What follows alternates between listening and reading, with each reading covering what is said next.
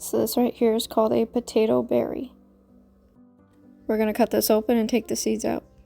We harvested the potatoes and these potato berries about 2 weeks before I'm making this video, and I've just had these potato berries down with the potatoes as they're curing in my garage right now.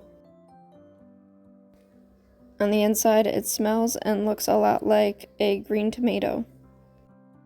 Those little white seeds are what we're looking for. I would also like to add that these are not edible, these are poisonous, please do not eat them.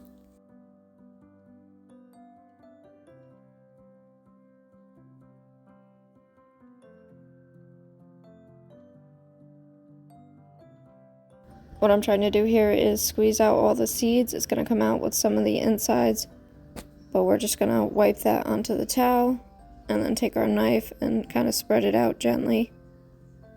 And then later we'll separate all the goo from the seeds.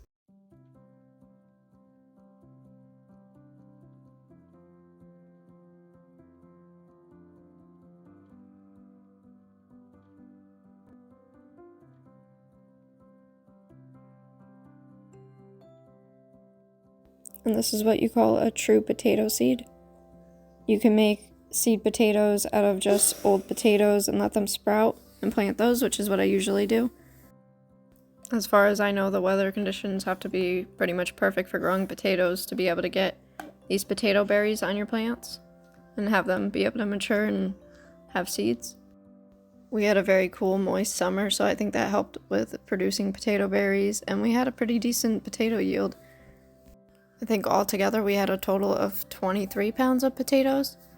I'll have to look back and check that. Ideally, I probably would have left these potato berries on the plants a little bit longer, but we were getting our first frost, so I had to harvest all the potatoes before that came, and along with those came the potato berries. But they do have seeds in them, so I'm very excited about that.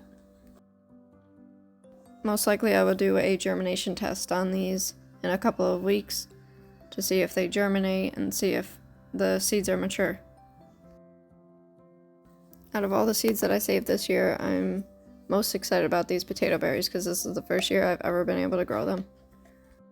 Now these are seeds from a Kennebec potato, but I can't guarantee that that is what I'm going to get because it can revert back to one of the parent plants.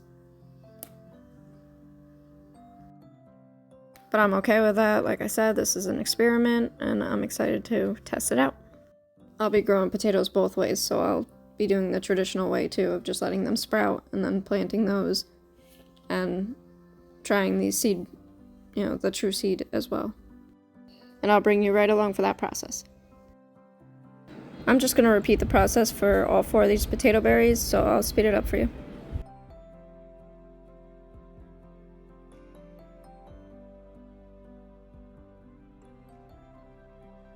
So after this process, I'm going to get all the goo out like I said, and then I'm going to let these sit for 7 days around about. And I end up flipping them a few times during the week. This way they can fully dry out on both sides.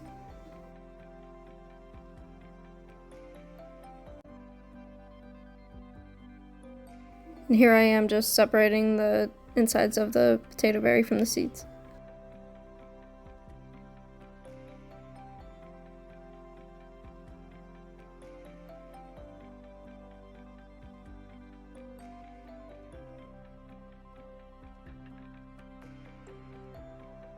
And this is what we're left with. We got a decent amount of seeds from this. I'll bring you in a little closer so you can see what they look like.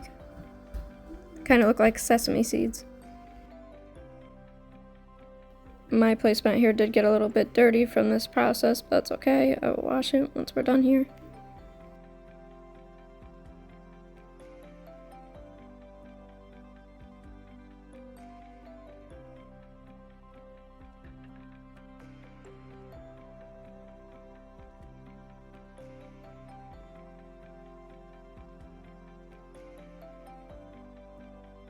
Here we are a week later and all the seeds are completely dry. They turned like a yellowish color. These seeds are now ready to be stored for next year. So now we're going to have our bag. I put true potato seeds on this. They were the Kennebec variety. I'm not sure what they're going to come up as. That's okay, and I put 2023 because they were from this year's seeds. And we have more than enough seeds here for our experiment next year, so I'm very happy about that. I want to thank you for coming along with me during the seed saving process. Next week we'll be back out in the garden, covering up the beds for the winter. Have a blessed day.